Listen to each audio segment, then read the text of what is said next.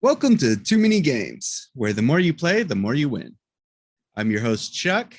And this is Adam with me. I think this As is the third week in a row, maybe fourth. I forget. well, I mean, episode in a row. You told me on my fifth I, one that I got a what was it I get on my fifth one? A free sandwich or something. So 10% off. you said free, motherfucker. But yeah, we I never intended to take most of October off, but then moving happened, then real life stuff happened, and then A lot of games came out too that kept us a little bit busy. right. So it just kind of like happened that way. So now I'm trying to get back into the swing of things. um, so we're back. um, so start things off. Let's hit a news story that many have gone over, and we pretty much have the full details at this point. But Yeah, it was. I was reading all the news at first. Like I watched as it came through, and it was very. The news flip flopped because at first they really got behind her until the truth came out, and it kind of shows how quickly our media can jump the gun on making a point before you getting both sides of the story. right. Um, So the news story in question is the Bayonetta 3 voice actress. Um, they replaced her. Um, they Helena Taylor has been the voice actress for two games and the voicing the character on like Super Smash Ultimate. Um, and for the third one, she got replaced by Jennifer Hale, who voices Commander Shepard in Mass Effect 3. Female Shepard. Yeah. Uh, what's up? Jennifer Hale has actually been she's a well-known voice actor. She's been in several things. I was not very excited to hear that she was the new Bayonetta at first. Yeah. Spoiler, it actually didn't turn out too bad. Well, I mean, I guess okay. She voiced Commander Shepard in all three games. I just remember three in particular because that was the first time that they're like, this is the official fem shep look kind of thing, and because I remember all the posters and stuff had female Shepard instead of male Shepard now. Anyway, uh, so with this announcement, Helena Taylor went to Twitter and started saying that she was replaced because she only was offered like was it $5,000 for She said it was $14,000. Oh yeah, she said it was $4,000 at first. Yeah. And everybody thought that was bullshit because anytime someone's paying something like for a video game, you're thinking they're making pretty good money. And some do. I mean, some make more than others, obviously. I'm sure if you look at other games that have like celebrity voiceovers, they're making more than the average. But turns out that I mean, it's kind of like a perspective thing. Like you could be like, oh well, you spent like a week voicing a character, you got like $15,000. That's insane. That's more than what I make in a week. But at the same time, it's like that's their only job for that month. So they still have to like line up other jobs. That's where the controversy really lights up with this one is whenever the company replied back finally, because once she posted this, everybody started jumping on the thing about how dare you replace her, how dare you owe her, pay her only $4,000. Whenever the company got back, they said that she was getting paid $4,000 a day, and voice actors typically work I think it's 4 to 6 hour days, Um, I even remember uh, there was a little clip, just like little knowledge. The guy when they made the movie The Incredibles, the guy who did the voice of Buddy the villain, he did all his lines in 6 hours for the entire movie. He was done in 6 hours. The guy who did Mr. Incredible actually he did his lines over 2 years. Like it's sometimes it's whatever they can just get in there and do it. And, if they have a busy And schedule. I mean, of course, it's like not even counting like reshoots or re-edits, Yeah. where they need a different take. But According to this article, her the first role, like the first game, it took 4 hour days to record all of the dialogue. and that was So, they actually offered her this time. It was going to be, instead of even doing the 4 hour day, I think for Bayonetta 3, they offered to let her do 5 3 hour days or 2 hour sessions.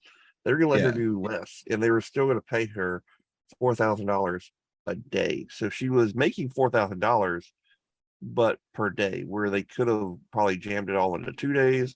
They were going to let her stretch it out to like 4 or 5. She's still, and I get it from her perspective a little bit. Voice actors are underrepresented, and they get a lot of trash talk about them. But they only make about $16,000 to $20,000 per gig. But at the same time, they only work like you said, 5 days for 4 hours. That's pretty good. She is well known for the character. Like, she's been doing it for over 10 years now. But the other problem with the internet had is that she's only been doing Bayonetta. If you look up her history, she hasn't done like a lot of other voice actors and actually branched out and tried to do other characters. She's only done Bayonetta. right. Um, I mean, it's always like a weird thing because you want to fight for the workers and stuff, but at the same time, their voices, like, if we take a popular example like Kevin Conroy as Batman and Mark Hamill as the Joker, like they're pretty famous. There's a whole fan base behind them and stuff. But guess what? Like it was like season 4 or something. They got replaced and the show continued. It's Well, with like that as there's well, and this is what got me, this is my biggest personal problem with the Bayonetta controversy. Um, they didn't tell us that she was going to be replaced and this is a new voice actor until the trailer dropped. They waited yeah, until it was about to come out. It was a month out, and then she posted her video of her being replaced. I'm like, even if it was because the internet's really going about the Mario movie right now. Everyone's saying, we were able to change Sonic. The Sonic trailer came out, it was awful. The internet was enraged, so they went back and they changed it. We got a good movie out of it. yeah. The internet does kind of have a swing now. They're listening to their voices more because they don't want big flops. They're I thinking they're gonna mean, get the Mario movie. I don't know if it's gonna work, but even if that was true, look, even if the internet if had if the trailer is representative, Chris Pratt is a terrible Mario. yeah, He we'll probably doesn't get change into his that voice or later. anything. It's bad, but the point of it is, if she wanted the internet to make a stake about her not being in the game, she should have, whenever she was told that she was getting replaced way back when, before the other woman even voice acted Bayonetta, she should have went to the internet, told them what's going on. The internet could have reacted before the game ever went, and the voice acting went in production. But instead, she waits till the month before it comes out and says, to support me, boycott the game.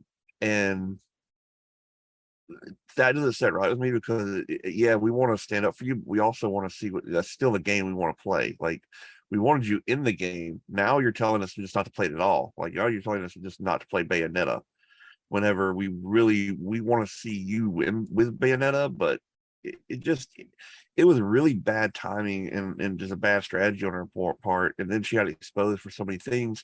And worst of all, she started talking smack about Jennifer Hale. And Jennifer Hale has been beloved by a lot of people. She's a real nice person. So when she started doing that, her credibility just sunk, and now no one even cares. In fact, the real funny part about it is Bayonetta sales went up after she posted her video. It sold more Mm. copies than any other game Bayonetta game that's come out. So she did a really great job at boycotting, the game. Well, um, as far as her silence, like she could have been in an NDA, and whether or not she took the role, she still didn't want to get sued by the company. It was like an NDA until the first trailer dropped, kind of thing. Um, Possible. because she probably like knew parts of what the game was going to be about and stuff, and they didn't want her spoiling it, no matter how mad she got. The other thing is like as far as support goes, it probably works more in her favor to wait till that first trailer drops, because it's like if you do it before the trailer, there's a chance that the story just gets like pushed under the rug before the trailer drops. But when the trailer drops and everyone sees like why is this trailer off? Why is the character sound so different from the other games? And then you go on Twitter and you see her going like, yeah, they replaced me and this is all bullshit and stuff. And then it's like, oh shit, they replaced this, they changed the character that I like. Well, Well, before you get further than skin deep on that, but it's like that's actually like a good strategy, because at that point Bayonetta 3 would be trending, and then she could like latch on to that and be like, you know, kind of like explode the controversy, but it kind of backfired on her. yeah, not only did she lie, I know people that just reading a lot of comments to it, 'cause I'm a pretty big fan of the series. Um, I it's really hard to see that happen to her, and I'm a big stickler for keeping the same voice actor. I believe changing a voice actor for a game can literally ruin it. I'm not sure if you ever played Xenosaga. Um, it was a game, it was an RPG on the PlayStation 2. When they brought out Xenosaga 2, all the voice actors had changed, and it literally just made me not want to play the game. It was some of them were really bad. Um, but in this instance, was when it comes to Jennifer Hale, honestly, with how long they've spread out Bayonetta releasing, I couldn't even tell the difference. She still is very similar to the original Bayonetta voice, so in a way, you really can't tell if you don't think about it. You won't really know. I mean, of like other popular video games characters that change their voice like between games.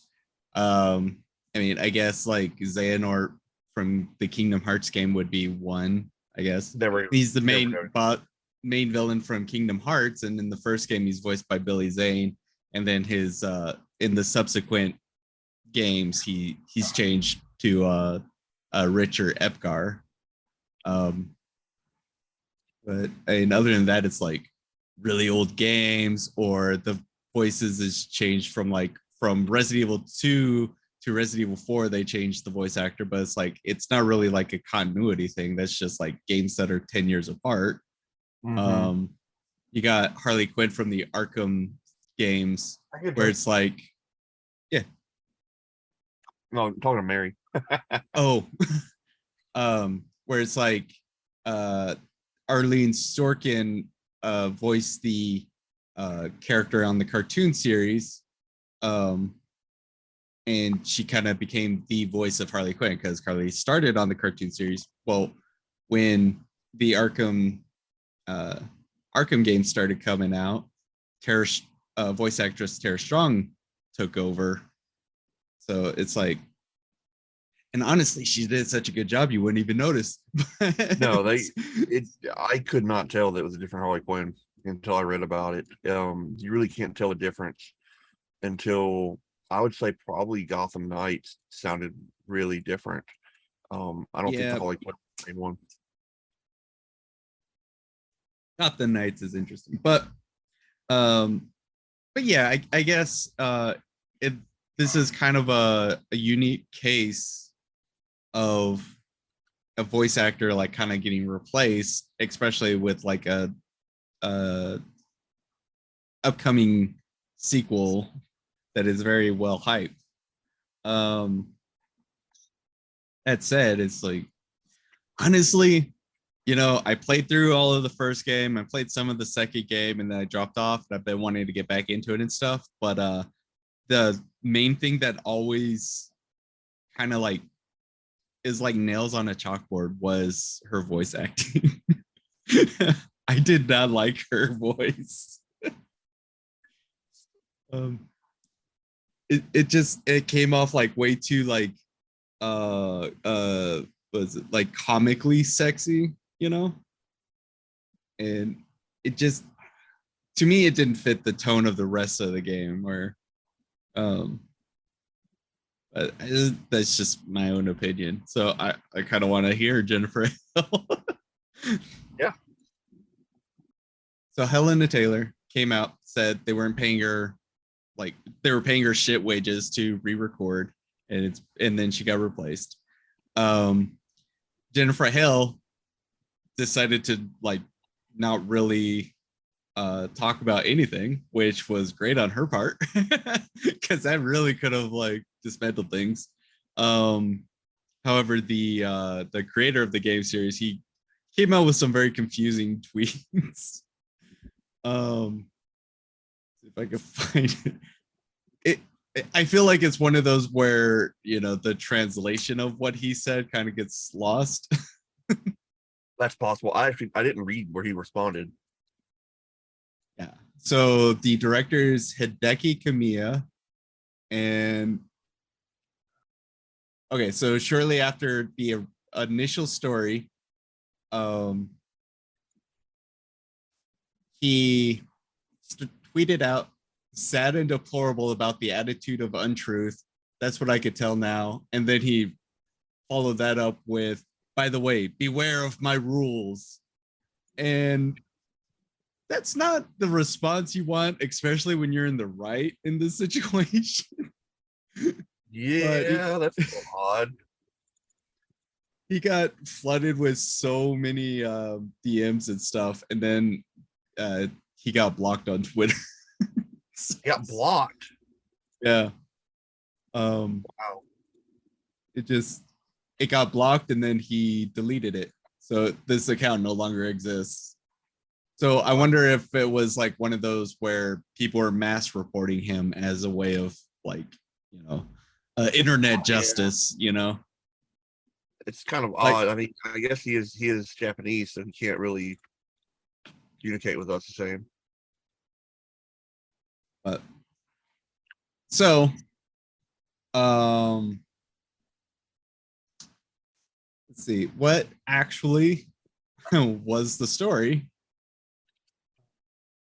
She was actually offered more than $4,000 to return.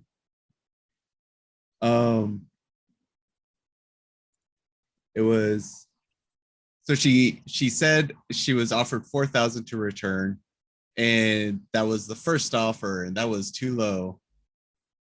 But it was actually like $10,000 total.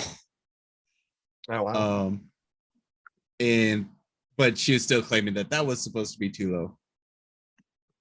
If she wanted 100 grand or something like that, it's crazy. So it was like, I hate that this article doesn't explain it, but it was like $4,000 a day, and it was going to take like 3 days to get everything recorded. So about $10,000, and then it was like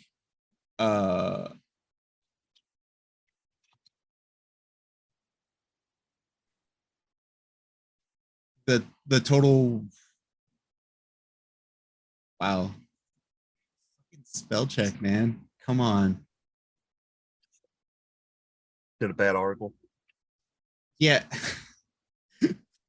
So this is just I'm like trying to figure this out, but it's like I was then offered an extra 5,000, but it's like it's 50,000, but they put the comma in the wrong place. But then you go underneath is like the 5,000, or the 50,000, which is equivalent to 50,000, and the article person posted in the right place. But it's clear Taylor meant 5,000, bringing the total up to 15,000. Wow. So I guess she herself put one too many zeros on her tweet, and then the article spell checks her on that. So instead of 4,000 a session, it was going to be 5,000 a session. So she'd make actually 15,000 total. Wow. And then she declined, and she said she hadn't heard anything from the studio for 11 months. Like this has all happened like a few years ago. And then so during that time when they didn't talk to her, they found Jennifer Hale to voice the character and do all the voice lines. So then they go back to Helena Taylor and said, we're going she to didn't know give she you got replaced. yeah, she didn't know she got replaced. So the studio just called her up and said, we'll give you $4,000 total to voice some lines that are going to be from like a random NPC, like guest lines. That was it. But apparently, like one of the extensive tweets she wrote was, there were not extensive negotiations. She said there was ridiculous fictions, like I asked for $250,000. But she wanted more than 15,000, but it's nothing like crazy like 250,000 apparently.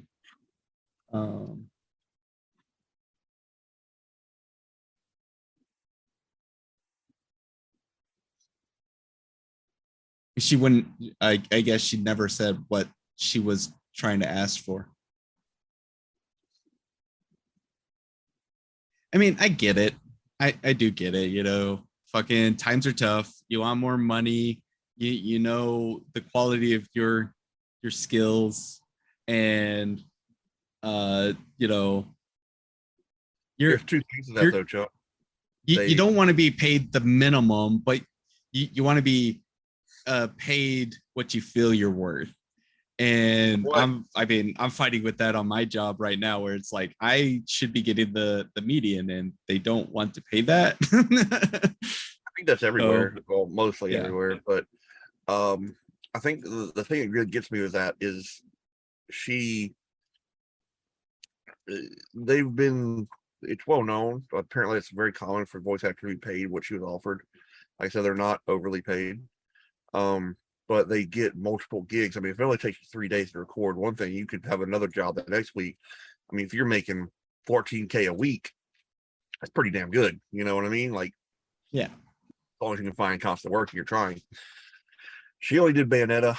And worst of all is like, I don't want to go into the whole topic on this, but there was some stuff that happened last year with John Cena in China and whatever. Like, I guess he referred to Taiwan or whatever, and people asked him why he said he was sorry and stuff like that. And he actually said that it wasn't really just him that he was having to think about for this movie, but everyone else's hard work that went into it. Like, he may have been starring in the movie and speaking on it, but he didn't write it. He didn't do any of the work behind the scenes and everything. And she may have lost her voice acting gig, but to punish everyone else who made that game, everyone else who worked on it, isn't fair either, because they put their time and effort into it just as much as she would have.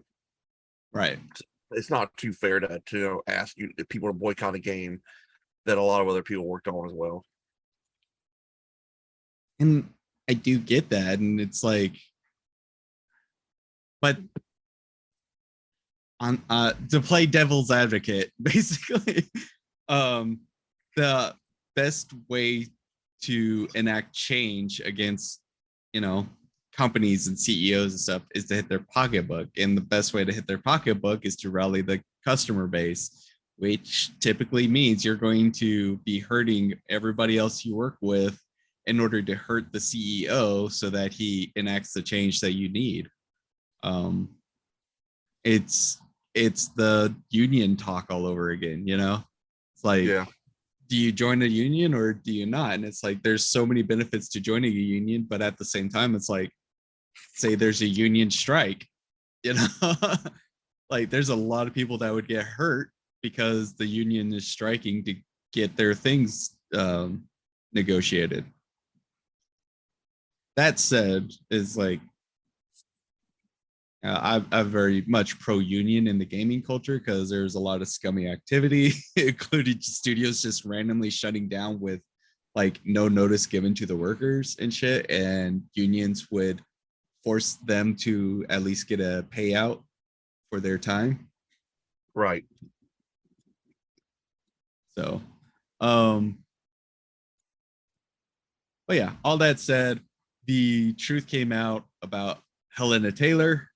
She was actually offered more than enough compensation, which I think it was like double what she was getting paid for the first game in total, and slightly more than what she's getting paid for the second game. But she wanted more, and then she, after that truth came out, she started rallying behind the like, I am the voice of the character. That character is me. I created that character, and Jennifer Hale has no right to even like sign autographs saying that she voiced the character because that's my character.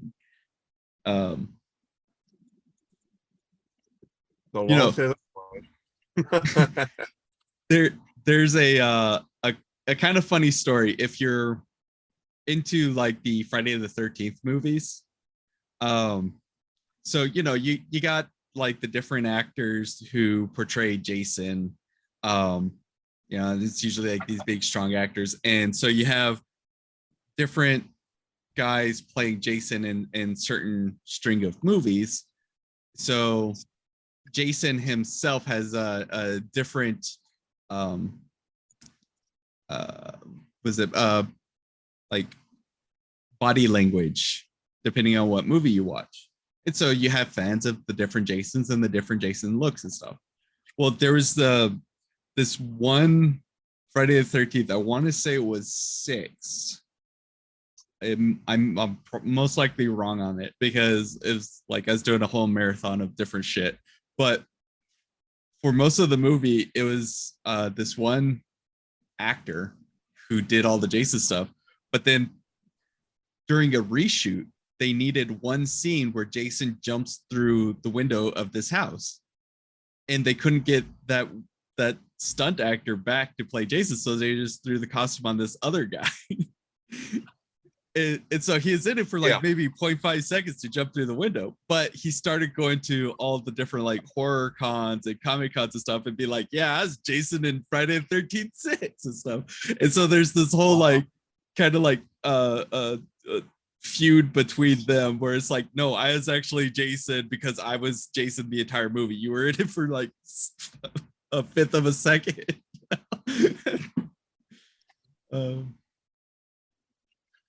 Yeah, But and it's really sad too because a lot of voice actors that change.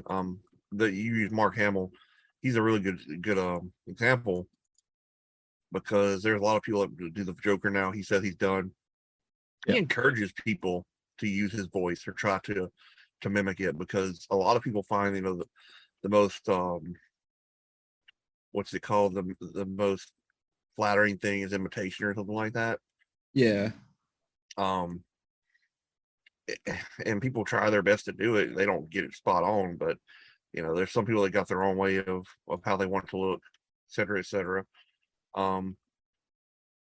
It's not bad when they have that kind of camaraderie about the character, and when you get something sour like this, it just kind of ruins it because they are going to both go to cons, and while Jennifer Hale is going to have a lot more characters to advertise that she is, besides Bayonetta, it's still going to be up there, and I'm sure some fans are probably going to get her to sign stuff just out of controversy. So it's going to be interesting. Yeah.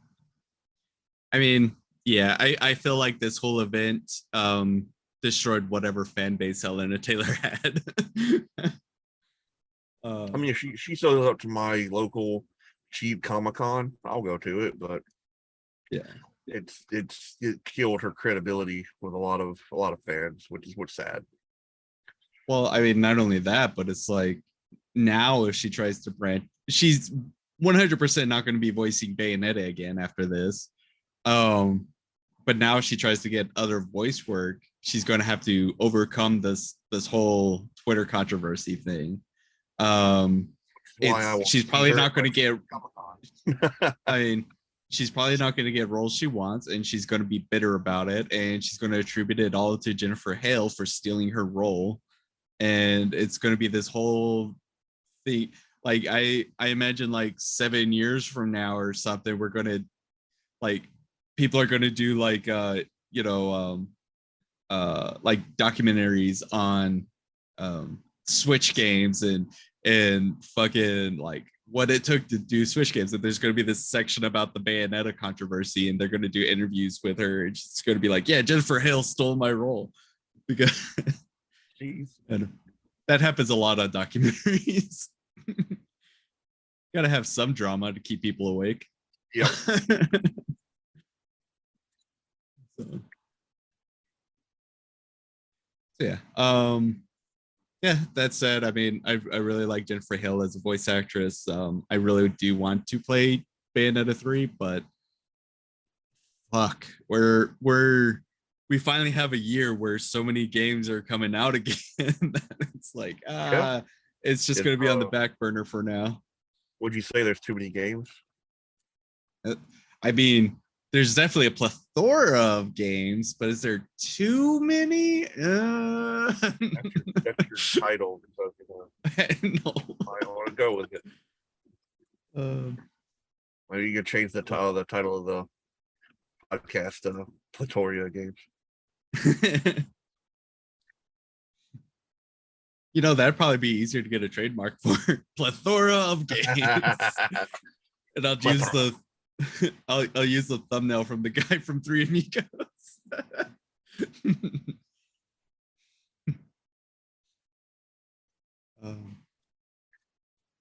All right, so we'll move on to the gaming side. Do you want to go first? Do you want me to go first? Sure. Sure. To you going first. Whichever one you like. This week my game is Resident Evil 8, or Resident Evil Village, as it's come to be known. It was this is me being just honest. I didn't realize it was Resident Evil 8 at first. When I first bought it, I thought it was just called Resident Evil Village. I thought it was a spinoff, and I was sitting there while I was playing it, looking at the case, just glancing at it. I was like, oh yeah, the Village makes an 8. I was like, wow, that's actually pretty damn clever. Right? Yeah. So I'm not going to give too many spoilers on the game, even though it is a little bit older.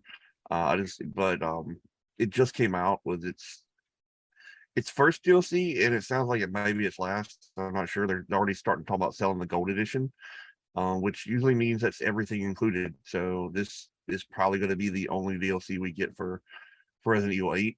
This is also oddly the first Resident Evil I personally played.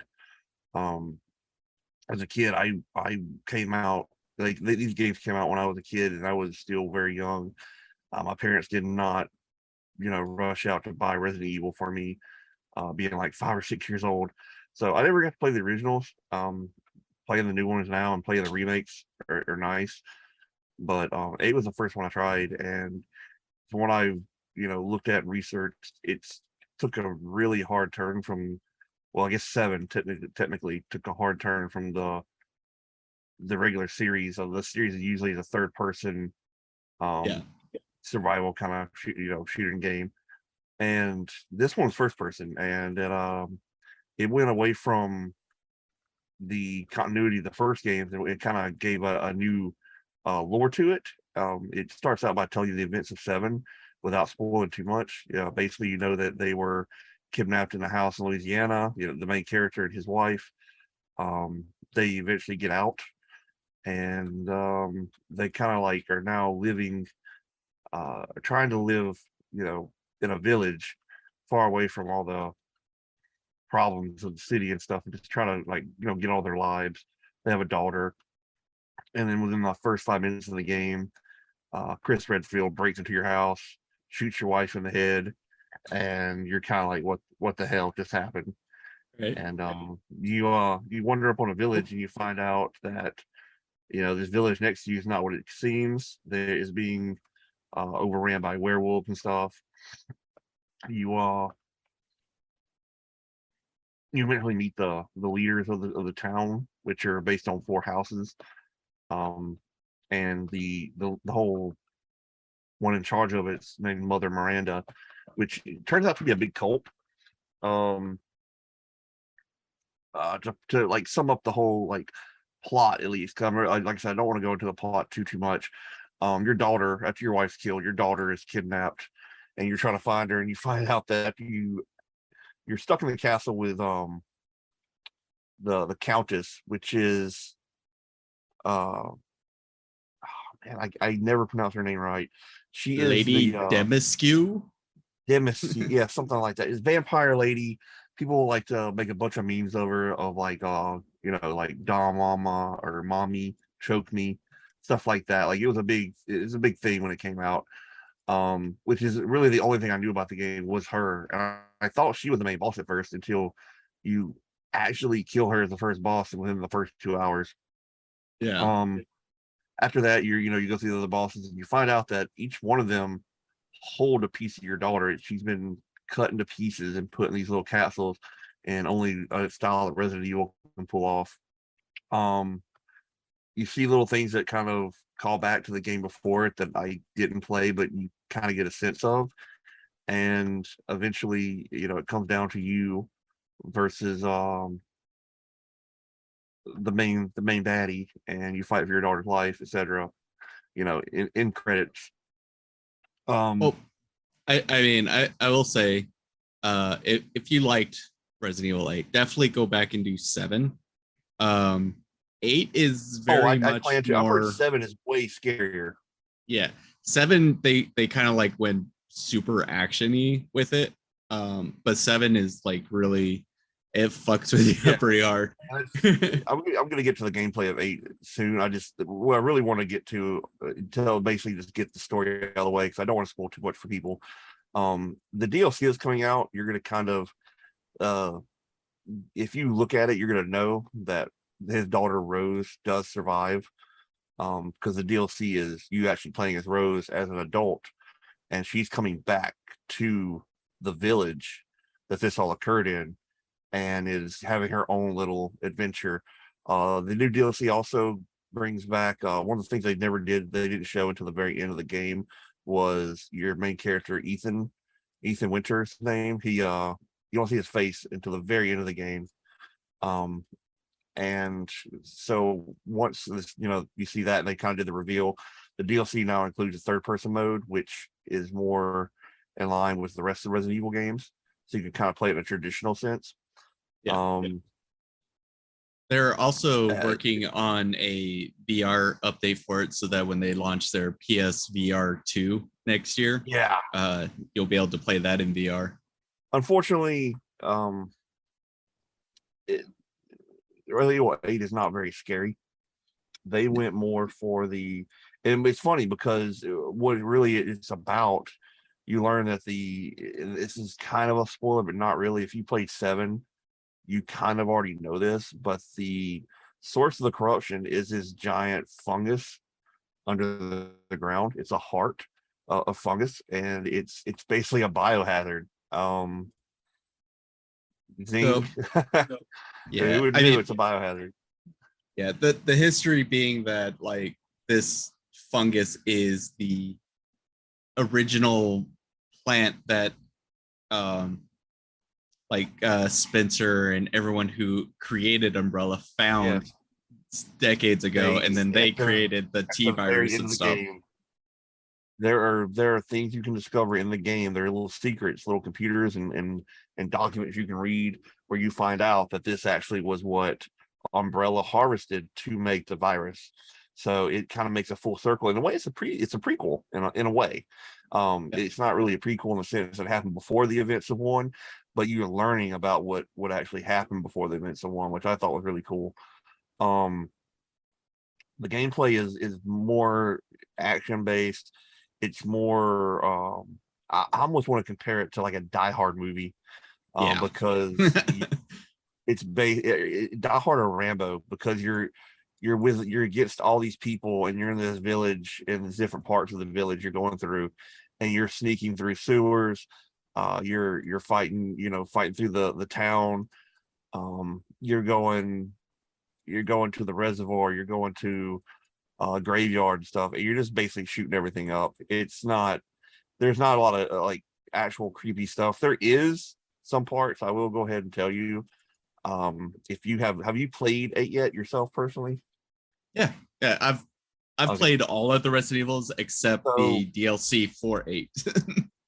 the spots that got me were one of the lords of the town is a doll maker, and she pretty much drugs you when you walk in, and you get to you're gonna take the piece of your daughter. She drugs you, and it's almost like Scarecrow's hallucination gas. Weird stuff starts happening all over the house. The lights go out. All you see is a red light with blood trail, and you just hear this crying child in Oh the fuck yeah. background, and it's hard. And So then you turn around a corner and you see it's not a baby; it's literally a fetus with no legs, dragging its corpse along the floor, chasing after you, wailing. And if it catches so you, it eats um in first person. when this Imagine game that. came out, I was trying to do the live stream thing, the Twitch channel and everything. So I streamed all of playing through this game. And then after the stream, I would upload it to YouTube. Yeah, the part where I was doing that mansion is still the most watched part of the entire playthrough. Because I was freaking out through the whole thing. Um but It yeah, it it had some parts that like that was kind of creepy to me, and believe it or not, the scariest part to me was the factory. I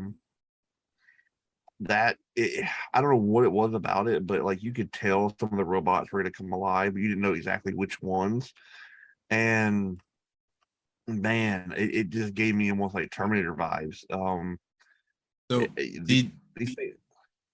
Go ahead. do, do you know about the controversy of Resident Evil 8?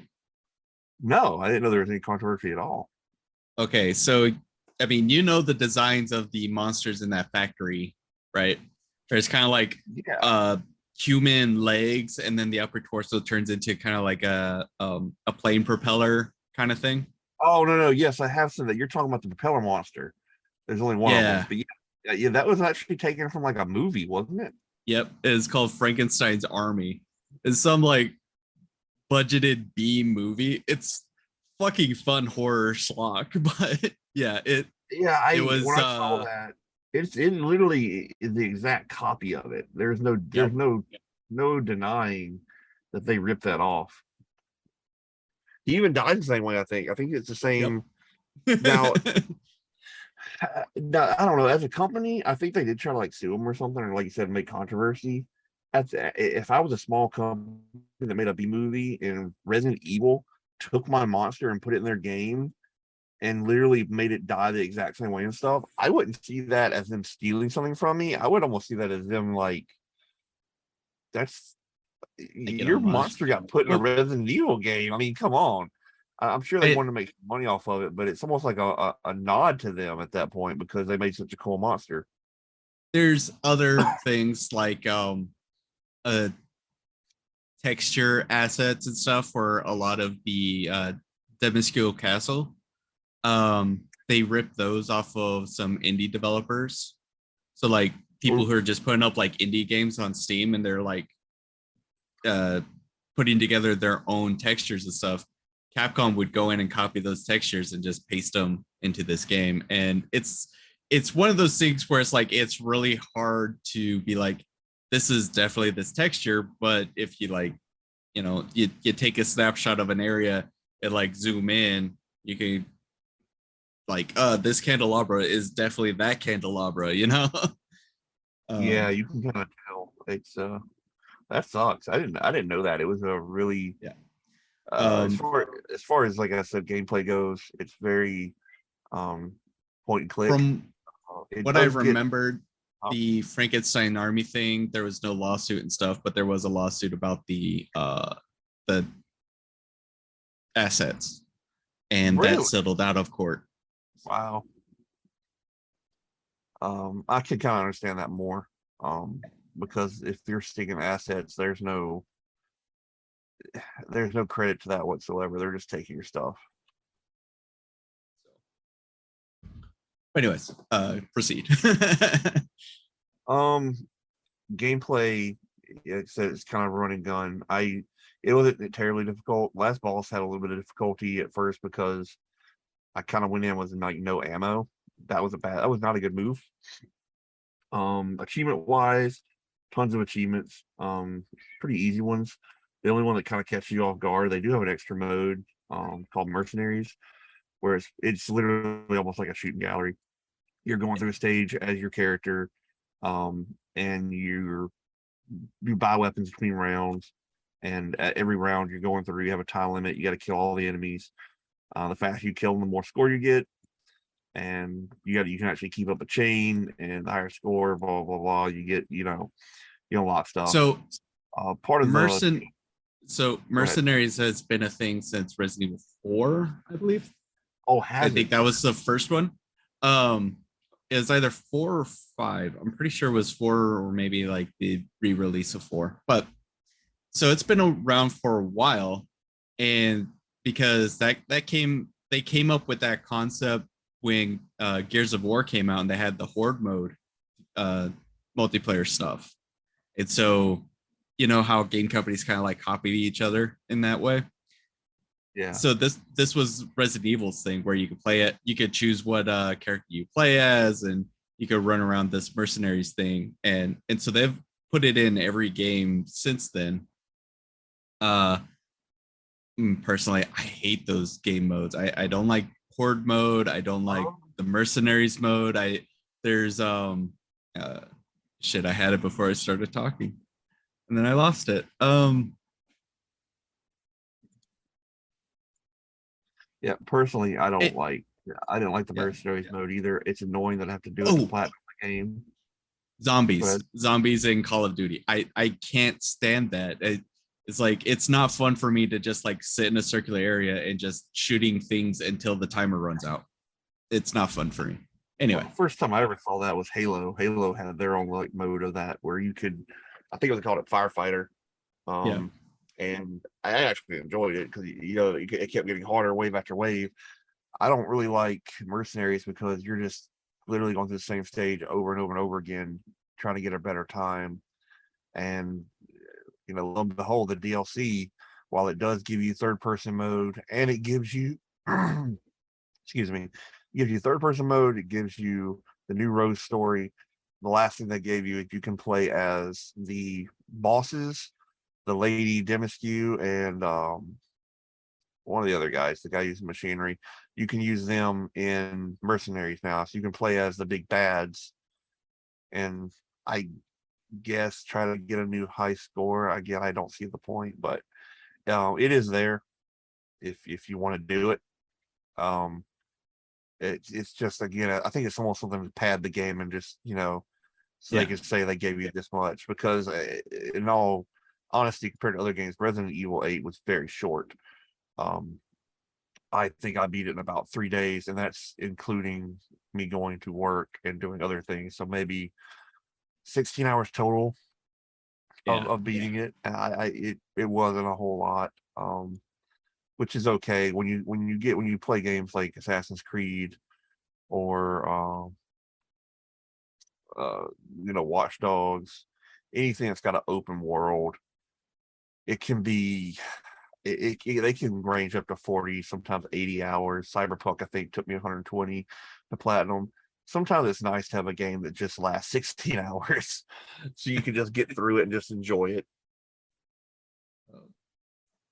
So one of the things I would say, like, Resident Evil 8 copies a lot of Resident Evil 4 in the sense that it was like, Resident Evil 4 was the first one that they did the over the shoulder third person where you could free aim and shoot wherever you wanted.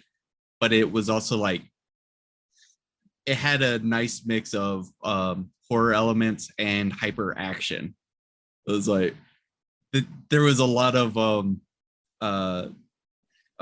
was it quick time events where Leon is literally doing like backflips and stuff to avoid a knife strike. It's like over the top action. Um, but within that, there was the new game plus mode, so it's like you can play through the game for the first time, and then you could just kind of keep playing through it, keep collecting like the currency and stuff, so that you could upgrade all your weapons. You could sell your weapons, buy new weapons and stuff, and it's just like there was a lot of stuff you could do within the main game itself, and then like the mercenaries and stuff would be extra.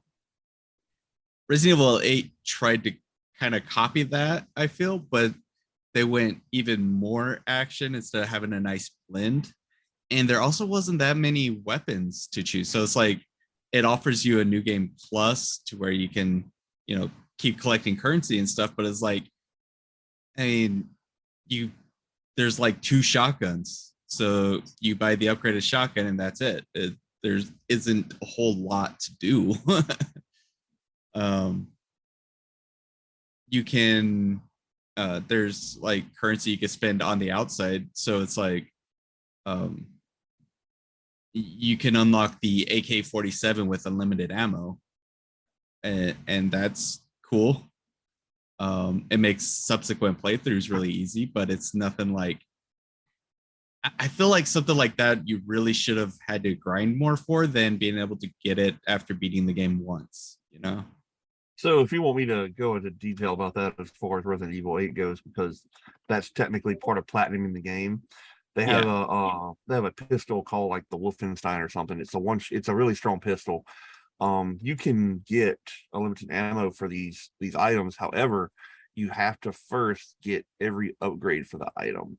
So you get the gun, and every piece for it is like 1.2 or like 2 million currency, and it's ridiculous. You have to grind through several playthroughs of the game just to get money to get all the parts. Then you can use the points to get unlimited ammo, and then you can go back and do the speed run of the game. There's 2 different speed runs. There's the regular speed run where you got to beat the game within like 2 or 3 hours, and then there's a speed run where you have to kill each boss within a certain, like I think you got to kill the first boss within like a minute or something like that, which is ridiculous considering all the cutscenes and everything. But when you get this gun and you get the unlimited ammo for it, you can put it on the highest difficulty and one shot everything. And it while it takes the difficulty out of it, it's also there for a reason. It's supposed to, make it so you can platinum this game. And I think you have to upgrade every gun anyway to get the platinum trophy. I have not. That's the part I've got to. I've beat the game. I've done a lot of little stuff, but now it's to the point where it's a grind. Like every game has a grind portion, and I just kind of laid it down for right now until I come back to it later, which I laid it down about 8 months ago. So who knows when I'm going back. Yeah, I mean, it's unfortunate. It's like because you want to platinum it because that's a completionist thing, but then it's like, oh, let's do the worst thing possible to do for like a fucking silver trophy or something to be able to get the platinum, and it always taints the entire playthrough and stuff. I mean, Resident Evil 4, like even on re-releases, it was never that bad. And I mean, you want to hear more about Resident Evil 4, like check out the Resident Evil 4 VR episode. I think it was episode 9, but yeah. It was always fun to just kind of like play like new game plus and stuff on those. This one, it just kind of it feels like a job because you have to keep doing all these playthroughs to keep earning more points and currencies to be able to get that trophy, and it just kind of sucks a lot of fun out. Yeah, and if on the just a quick little side note about trophies, you reviewed this already.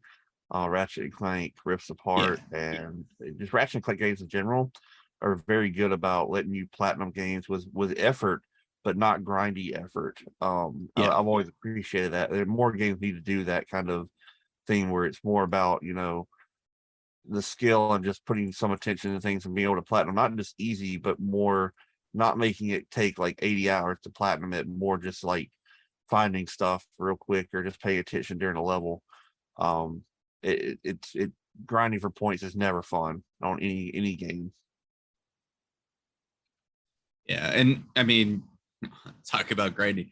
Assassin's Creed Valhalla, like one of the trophies is like get the true ending of the game, which is like there's a point when you reach kind of a climax with the story, and then it's like to do the next quest, you have to be max level. And so that's like grinding out 40 levels to reach that Wow. quest at that point. So you're just sitting there doing things over and over again to grind out levels because it's trying to incentivize you to buy the XP boosters so that you can get to max level faster. And then you can do the story and then you can get that trophy. But yeah. That figures. um, so yeah. Um, do you have more? Or? Nope, that's it, man. You saw Okay. mine was short and sweet. I just want to Yeah. talk about how it was a good game. And if you haven't played it yet, you can I would recommend you can either buy it in store. I'm sure you can get it pretty cheap now, or you could probably wait for the gold edition to come out if you want to wait for it to be physical. If you don't care and you like digital, I think you can get it on Steam. Not Steam, you can get it on Steam, PlayStation Store, or I don't know if it's on Xbox. I actually don't know that. I think it may just be It is. PlayStation.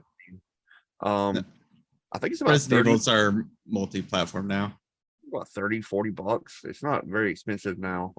I got my copy very late and I got it from GameStop for PlayStation. It was about, I don't know, $20. And that was before the DLC, though. The DLC is going to be another $20 by itself. But yeah, it's worth checking out for sure. You're not going to waste your money. At least it left me feeling satisfied. It's a fun game. If you really want the full experience, go get 7 first. If you haven't played 7 yet, I wish I would have played 7 first. That way you could get the full story. But I can say this: that with the end of 8, the winter story is not over yet. They're gonna be. I'm really looking forward to Resident Evil 9. I'm sure it's gonna focus more on Rose, or at least I hope. We'll see. Right. Um, and yeah, I just want to add on, like, I've been playing Resident Evil since literally the first game. It has always it's been a pastime for me and my sister. Like she doesn't like playing horror games, so I'll play and she'll like sit with me. But we're big fans of those games.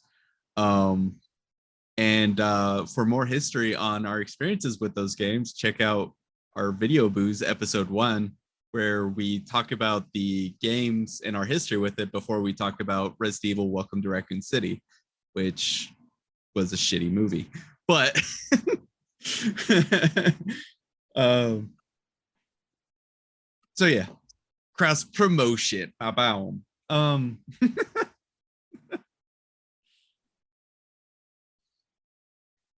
All right. Well, my game this week is Gotham Knights because um yeah, taking a long break and then it's like, oh, I really need to get back into recording and stuff. Well, what games have I been playing? Well, I've been playing a lot of Gotham Knights and now I'm playing God of War Ragnarok, but we're taking a break to talk about Gotham Knights. So um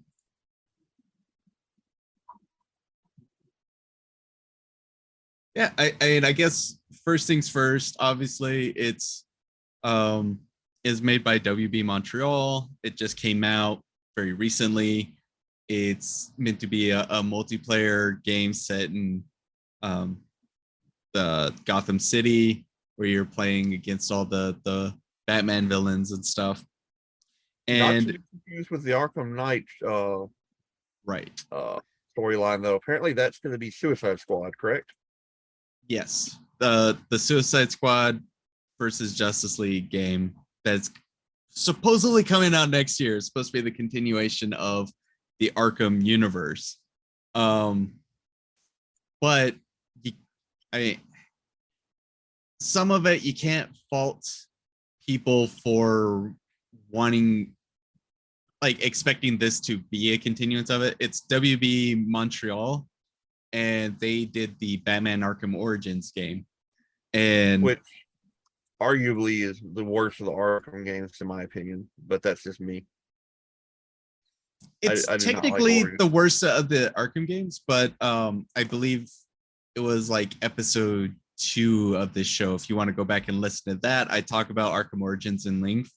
I replayed it recently. It's not that bad. It's the worst of the Arkham games, but it's still a pretty decent game in its own right.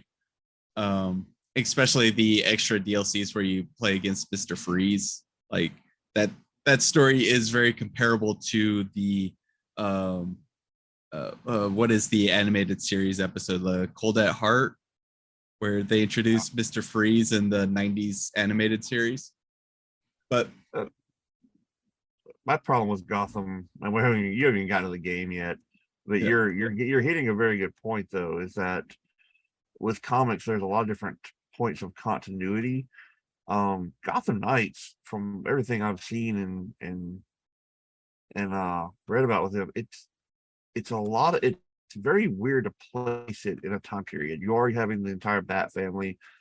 Jason Todd as Red Hood is on your side. You know, Batman's dead. Obviously, that's the whole thing about the game. This is, I thought, that's maybe not spoilers. That time. happens in the intro cutscene. I mean, yeah, it's actually in the trailer. Batman's dead. That's the first thing I say. Yeah. I'm trying to get a time period here. So basically, Tim Drake is Robin. Yeah. Barbara Gordon has already been shot in the spine. This is based on because it's all based on some sort of comics. In the New 52 they released about 2 years ago, Barbara Gordon, after she's been at Oracle for years, there's some kind of new stem cell research in South America, which she's able to, I think it's South America, I could have that wrong. Yeah. She has some kind of research done where she's able to repair her spine and she becomes Batgirl again. And this is based after that. However, it's still really iffy as to where the time period goes in all this, because it's especially for the Court of Owls storyline, Batman in the comics was alive for all that, so they're drastically changing the universe a lot. It's kind of hard to place what time period we're in when it comes to this. Obviously, there's the multiverse, so it can just be any of those. But it's as far as the time period goes for the games, it's really hard to place. Yeah, and I mean, very much like the Arkham games, they are their own continuity, but they pulled references from the animated shows and the different comics and stuff. Like Arkham Knight had an entire side story where you're finding out about Professor Pig and that murderous guy. But Professor Pig got introduced in the New 52 with Damian Wayne as Robin. But Arkham Knight had I believe it was Tim Drake as Robin. He hadn't introduced Damian Wayne yet. And so Arkham Knights also drops Damian Wayne as Robin. So what I want to know is why all these game developers hate Damian Wayne, honestly. It's hard because they've got so many variants of Robin now that I think Tim Drake is the favorite. He is definitely not the favorite. Damian Wayne's Dick the Grayson, favorite. Dick Grayson was, he was, but he's Nightwing now. I mean, there's not two different Nightwings. There's not two different Red Hoods. There's only one of those. Tim Drake doesn't have anything else. I mean, if you go by Batman Beyond, he does. Yeah, after his stint as Robin and Damian Wayne comes in, Tim Drake joins the Teen Titans under Red Robin. So he's still technically a Robin, but it's like an upgraded Robin. I mean, you um, know, uh, it's not much of a difference, but that's confusing. it's a technicality. I haven't looked much of the Damian Wayne stuff. I know that from Injustice 2, he's kind of a whiny bitch. But I don't know. I personally don't like the whole part of him being the son of, I don't know. I really shouldn't judge until I see more of it, but I'm happy with who they picked. I still think Red Hood's a weird choice because he does want to kill people. I mean, I'm not sure how he doesn't kill people in the game. Like I said, I didn't even watch much gameplay on Red Hood, but he's shooting a damn gun, so I'm expecting people to get shot. So, brief history on Red Hood. Jason Todd was the second Robin during the 70s, early 80s. There was a comic story where Joker kidnaps Jason Todd and beats him with a crowbar. And it kind of like ended in a cliffhanger for a while. And the whole thing was viewer participation could mail in whether they wanted Robin to live or die. And they got overwhelming support for Robin dying. And I don't like Jason it was nobody likes him. So yeah, it was so overwhelming that all the writers on that series they like got super depressed over the fact that everybody wanted this character dead. So they wrote in that Jason Todd got killed by Joker, and they started writing storylines of Batman being depressed about it and stuff. Then Tim Drake comes in and kind of like gives him hope about Robin again. So during the time of Damian Wayne, a new villain comes around called Red Hood. And the whole thing is Red Hood was one of Batman's first villains that he stopped. And during the Killing Joke, it's implied that the person who became the Joker was Red Hood, and Batman knocked him into a vat of toxic waste, and then he became the Joker. And so basically the League of Shadows resurrects Jason Todd using the Lazarus Pits, and he adopts the Red Hood moniker in order to fight Batman. And he's like one of the better villains because he knows Batman's fighting style. So he's basically fighting Batman one-on-one.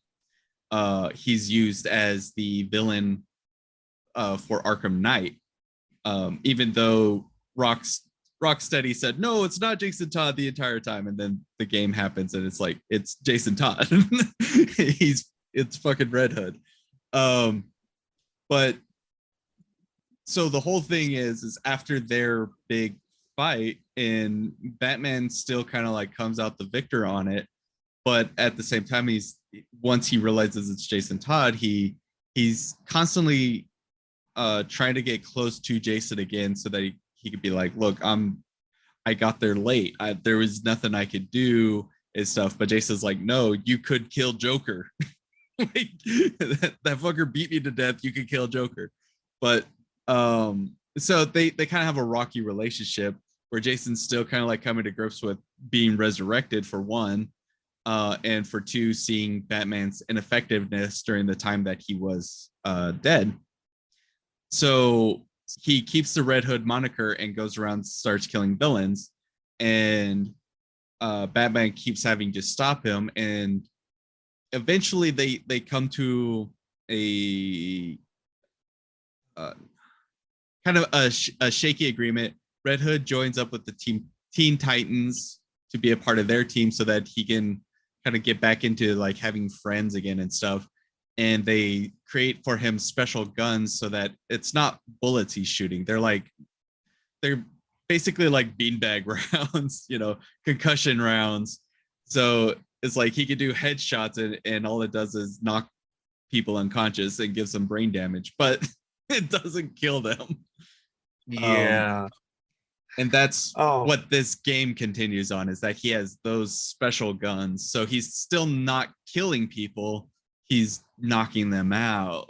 The other thing that really bothered me about it is their body type. Tim Drake looks fine. Nightwing, I forgot, Dick Grayson, he looks fine. He looks like Edward Cullen, but he still looks okay body wise. Jason Todd, they made him look like he's bigger than Batman. Like, Yeah. you're telling me that guy was Robin? Like, what the hell? Like, he's huge. Yeah, And then, there's a lot of points in the story that just it it's very disconcerting when you realize how large Jason Todd is. it's very awkward. And um something But at else I this, noticed, I saw a lot of they memes about is apparently Batgirl has cake. Her ass is no probably, they made her ass extremely big. Nightwing I has cake. That's what it is Nightwing. A lot of oh no, Nightwing's outfits very much showcase his ass and his junk.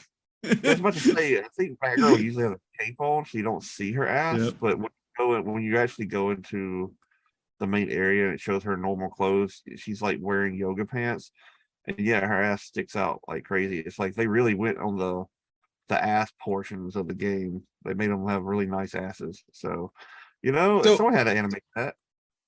um so yeah, I mean I'll get into some of those aspects. Oh, am I But taking your content? Do I need to just let you talk? yeah, just let me get to that point. Uh, so yeah, the main story, it starts out Ra's al Ghul is fighting Batman in the Batcave. They are basically in a stalemate, and Batman has to self-destruct the Batcave in order to stop them. So Batman's dead, Ra's al Ghul's dead. The rest of the Bat family comes in. So because of this particular storyline, I understand why there's no Damian Wayne, because that would just kind of like complicate things, because Damian is the son of Bruce Wayne and Talia al Ghul. And so it just kind of like muddy things up. So I understand why Damian was left out of this game. Doesn't make sense why he's left out of all the other games. But so the Bat family has to figure out what Batman's last case was, and Batman was trying to figure out who the Court of Owls were, and that kind of like sets the motion for the rest of the game. Is you're uncovering what the Court of Owls is. You're fighting the League of Shadows because now they're trying to take over the city now that Batman's dead. And then through that, you also get side quests with some of the other villains. But it's only 3. It's like, really, guys? Like, big open world game, and you have 2 villains for the main story, and then you have 3 for extended stories. And all I can see is, they're going to throw out DLC. They're fucking 3 months from now, it's going to be like, oh, like Black Mask is now in Gotham City. You must load back up Gotham Knights to do Black Mask missions and get extra costumes.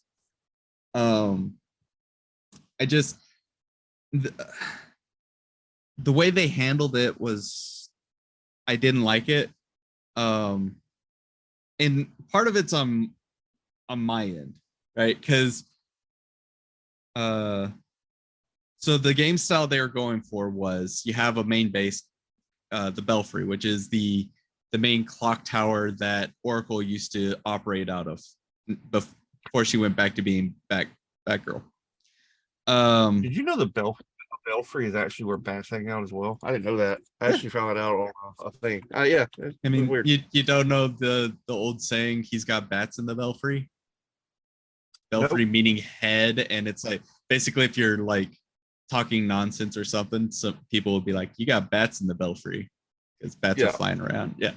So I thought that was kind of cool. yeah, and so you have the main base, which is the Belfry, and from there you could equip your character. You could change your character, so you can play as any of the 4. You equip your character, and then you leave the Belfry to start your night. This game, it basically takes place over several nights, depending on how much you kind of like reset the map.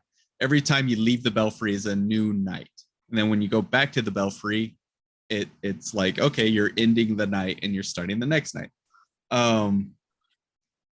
And one of the things is you have so many a set number of crimes every night, and they're randomized. So it's like, oh, there's a bank heist over here done by Mr. Freeze's goons, and you have like a witness being harassed by Harley Quinn's goons and stuff. So you go to all these places in the city, you beat them up, you get XP to level up, you get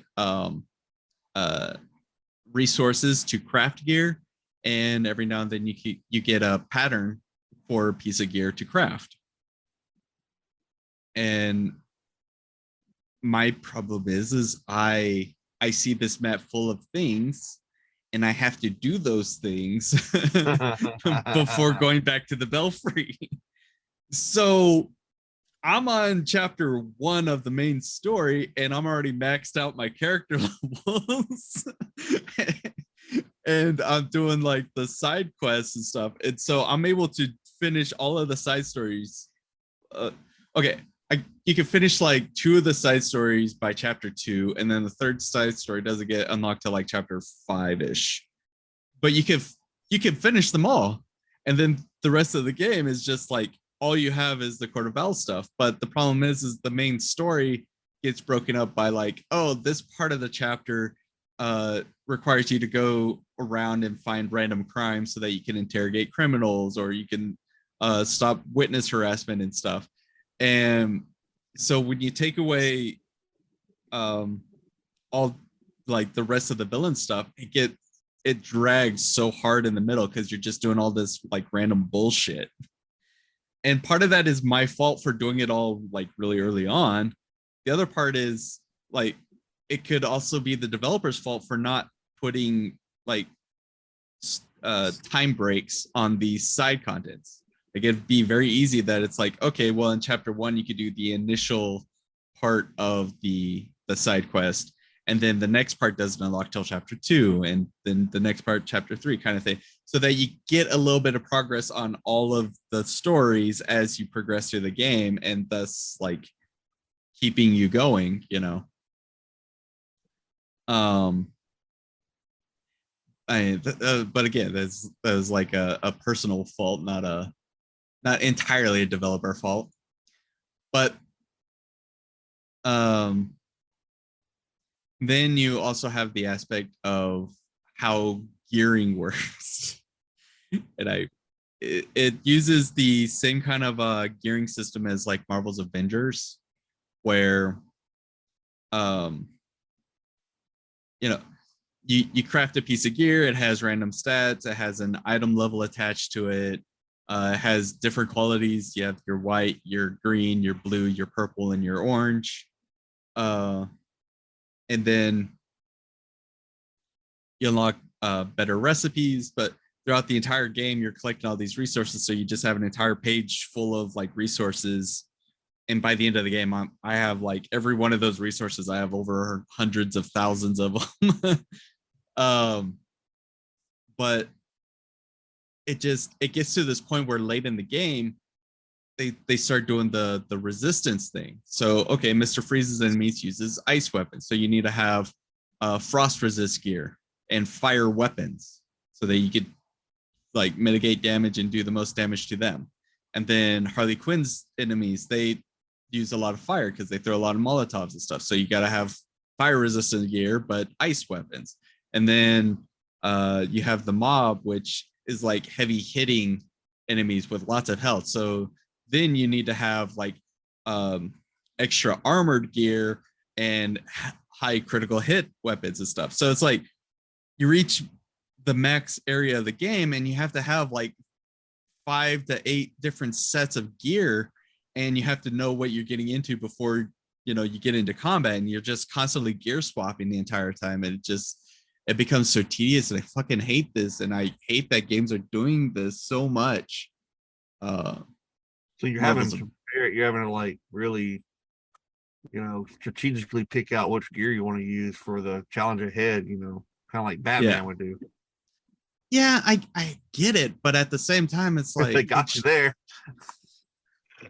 I get it, but it's a mechanic that is around for so many games that I'm tired of it. If like this was the only game that did it, okay, whatever.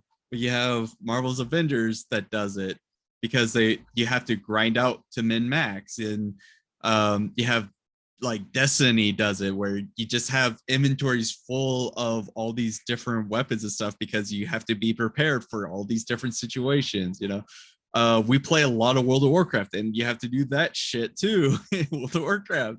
Oh, honestly, the Less only so time in the modern version, but like we're playing the classic servers, and it's like just bags full of different gear for different situations. And I noticed that really starting to happen in Assassin's Creed Odyssey, and yeah, was it was terrible. I honestly hated that part of the game where every time like so basically in the Arkham Knights a good example where or the Arkham series, you got on there, you started playing the game, you just played, you didn't really level up. You got some points and you could like put it into your health or armor or whatever, blah blah blah. yeah, You yeah, you played the game and your stuff just stayed the same.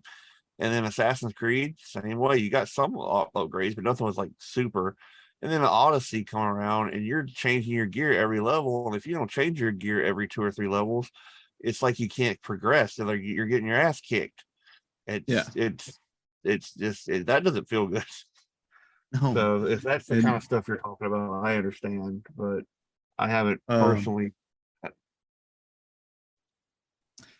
yeah, and it just yeah, it gets tedious constantly gear managing and stuff. It's like I just want to play the game. I don't want to play this meta game on top of it. Um, I don't want full bags all the time, you know.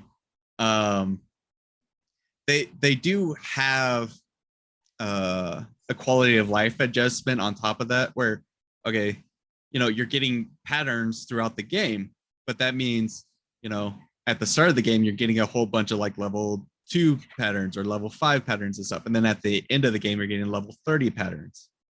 What's the max level? What? 40. I'll get to that, but um there's a thing about that. Anyway, so what they do is when you're about I think it's 4 levels above the pattern automatically gets deleted.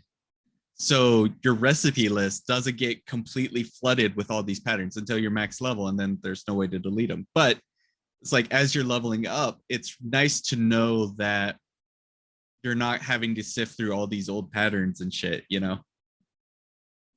Um, of course, they could have done a better job of explaining it. I just remember like switching to a character, and it's like, wait, I remember having like 20 patterns on this guy. What happened to all my fucking recipes? Yeah. um, so all of the characters share a level. So if you're playing Red Hood and you level up to level 5 and then you switch to Nightwing, Nightwing will be level 5 and you can put in his talent points wherever you want it. That's That's fine. good. Gear does not. So So you Red got to keep Hood, crafting the gear. yeah, recipes are not universal. Gear is not universal. So Wait, your so you have Red to Hood, learn more recipes? yep, you have to regrind it all out. So like you could get Red Hood up to level 10, everybody's going to be level 10. But Red Hood will have actual gear for level 10. He'll have the recipes to craft gear for level 10. But you switch to Nightwing, he's level 1. You have to find low level enemies to grind out recipes so that you could get gear to catch back up. So if you want to, if you're a person that likes to like keep switching the characters and stuff, you're constantly having to go grind out more recipes so that all the characters stay equivalent in gear before continuing the story. Um, and that becomes annoying. Like they could have done a better way of handling that. Um, I mean, the only thing that really kept me going was I paid for the deluxe edition, and with that, you everybody gets the like beyond armor set, Um, and so whenever whenever I switch characters, they would automatically re-add that armor set to my inventory, but it would scale that armor set to whatever level my character was. So all you gotta do that, is just pay a little extra. yeah. So by buying the deluxe edition, I managed to avoid a very particular headache that this game gives you. Wow. But yeah, it's stupid, and I it's one of the bigger failings of the game. The next thing is talents. So within the first time you play through, your max level is level 30. You cannot get more than level 30. But you'll notice that doesn't fill out the talent tree because the game has a new game plus, and in new game plus, you get the extra 10 levels so that your actual max level is 40. Does the game, so I have already looked at the trophies on it. You have to get max level with at least one character. What's considered a max level for the trophy? 40. So So you you have to have play to- into new game plus. Well, that's Um, I noticed there's no achievement for New Game Plus though. So nope. it's literally you're going to New Game Plus just to level to get a Oh, trophy. there's more to do in new game plus. I'll get to that in a second. Oh, But so right oh, now, so to get max level, you have to do new game plus for the extra 10 levels. But just getting to level 40 doesn't give you enough talent points to fill out your talent trees because talent points are locked behind collection. There's side stuff you could do, like there's 60 batarangs that Batman left around Gotham City that you have to go and find. And every time you collect a batarang, it's like a little a voice clip that unlocks from Batman. So it's like if you want to get more story content, that's a way to do it. And that's fine. Locking actual character progression behind finding 60 fucking random batarangs throughout the city is not fine. And well, then there's a talent point locked behind finding all like 75 historical locations.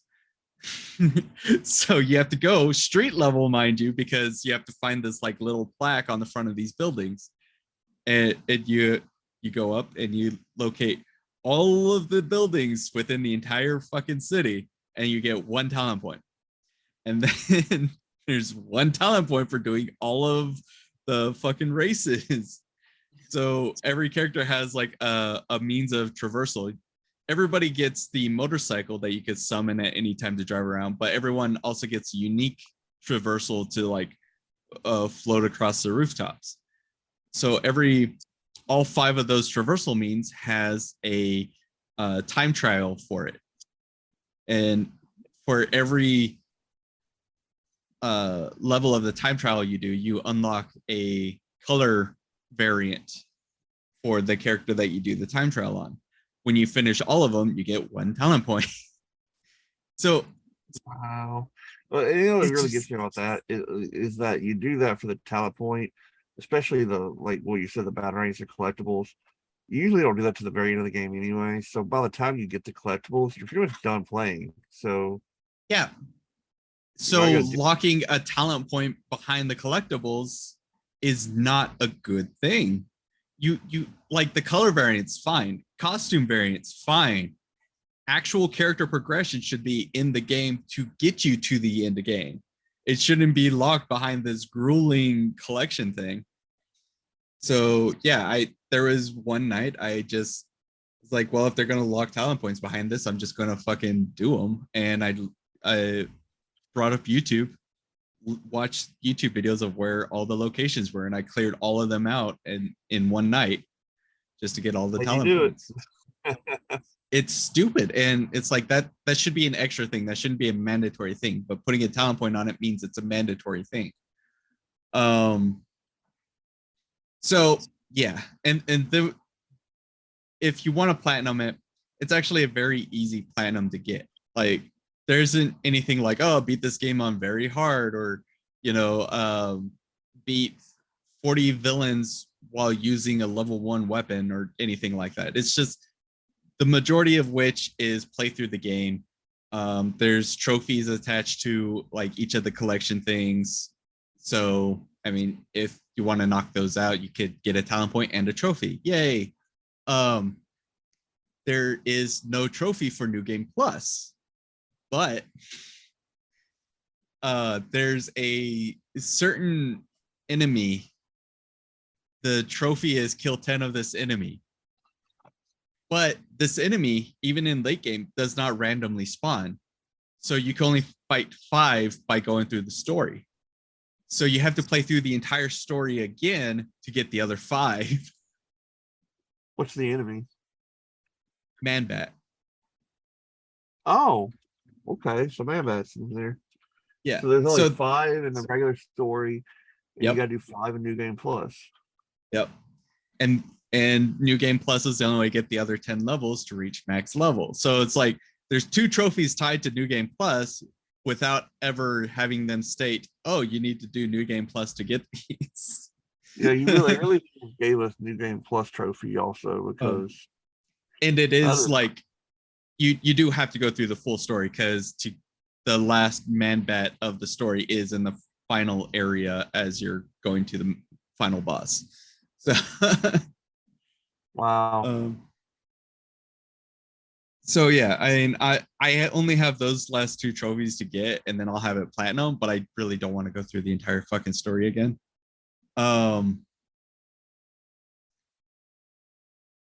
There's other things like to keep there being a challenge. So all of those random crimes throughout the world, they have a difficulty level attached from low to very high. Now on low, you fight the like first variation of that enemy. They're pretty easy to kill, whatever. No matter what level you are, they're pretty easy to kill. Every enemy has like 3 or 4 variants to them. There's like the like just brawler, and then there's champion brawler, and then there's veteran brawler, and then there's gladiator brawler, you know. And each upgrade gives them like different abilities or different ways to defend against you, basically. So like regular brawler, you could just beat up. Champion brawler, he has higher health pool and he blocks on occasion, so you have to do your guard breaker to beat him up. Veteran brawler, he has a lot more like attacks that can't be countered, so you kind of have to avoid him, but he also still has the guard, so that you have to do the guard breaker to beat him up. And then he has an even higher health pool. And then there's the, you know, all the way up to the max level one. He guards, he dodges every one of your attacks. He has an insane health pool. None of his attacks could be like dodged, like countered, not dodged. Like you can dodge every attack, but only a few of them can be countered. And so the very high difficulties of these random crimes is like every one of these enemies are that max level variation. And so you're trying to like land a hit. Every one of them's dodging. Any hit that you do eventually land, they're blocking all the time. Like you're trying to target one down, all the other 7 are still trying to hit you.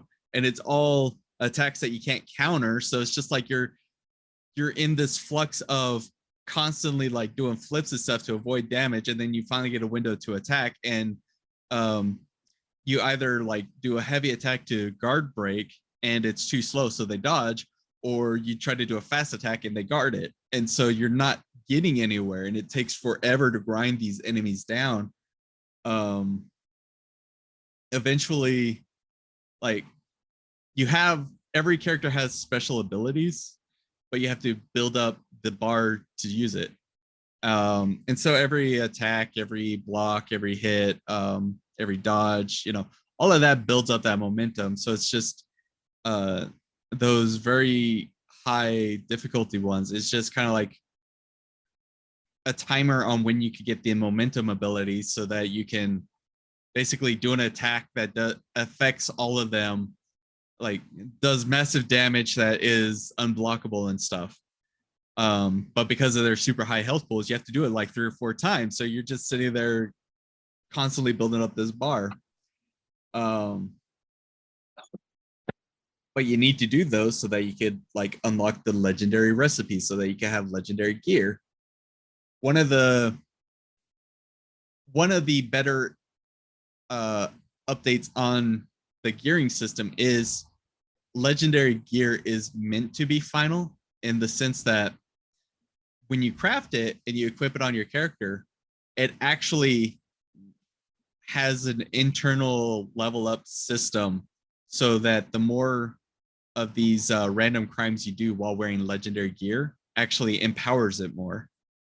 So there's nothing like oh, this gear is like level 1 out of 12 or anything, but it's just like, okay, you finish a crime, all of a sudden the gear has like 4 more points of health added to it, you know. So you could just like grind out a couple hours worth of crimes and then look at your gear and all of a sudden it's like super powerful. So I feel like that's good. It's like it gives you a finality. It's like, okay, I crafted the legendary piece of gear. These legendary patterns, you only get them at level 40. No, they start. You get them through the hard and very hard level of. So when you make them, they level up with you. Yeah. Okay, that's cool. So, I reached max level like basically at the start of the game, but the hard and the very hard missions didn't start appearing till I was about chapter 6 out of 8, and that was when I started getting the legendary patterns. But you also have to be like you have to be a specific item level before those patterns start dropping as well. So like just because your character's level 30 doesn't mean you're going to start seeing very hard missions. You also have to grind out recipes to build up your item level so that once you're item level 3000, then you'll start seeing the hard missions and then you can start getting the recipes. But yeah, and so I think that's cool.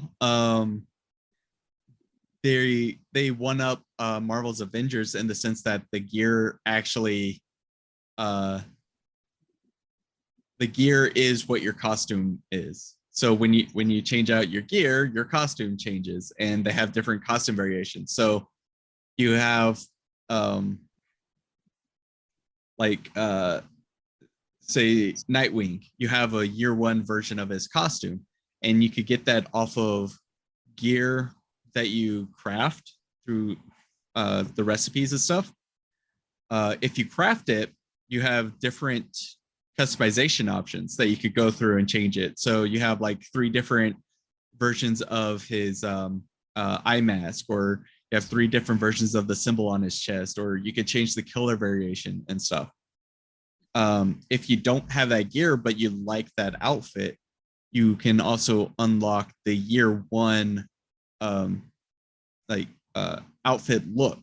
So no matter what you're wearing, you still change it to that year 1, but you won't be able to change.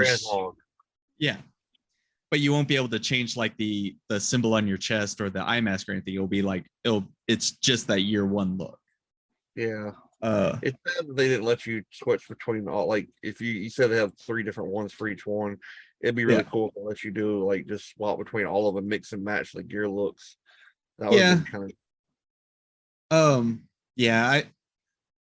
that is definitely where you want this system to be.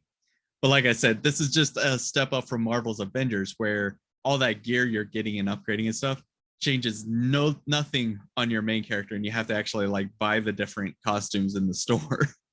So speaking of that, I'm sorry, I'm making this a lot longer than it should be. I'm just curious. I kind of want the game. What is there to do once you're max level? Is there multiplayer play like Avengers has? Is there other missions you can kind of get into? There's a whole multiplayer system where you can quick join to join someone else's missions, are Yeah. there those specific multiplayer missions that you can play together?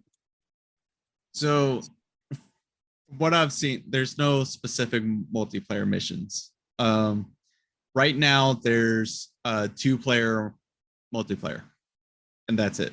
Out of like there's 4 characters, but right now there's only 2. There's going to be 4 in an update that they said will take. It's going to be like coming out in the next 2 months, but right now there's So only 2. so you have 4 characters and you can't even have all 4 on screen at the same time. Correct. Wow.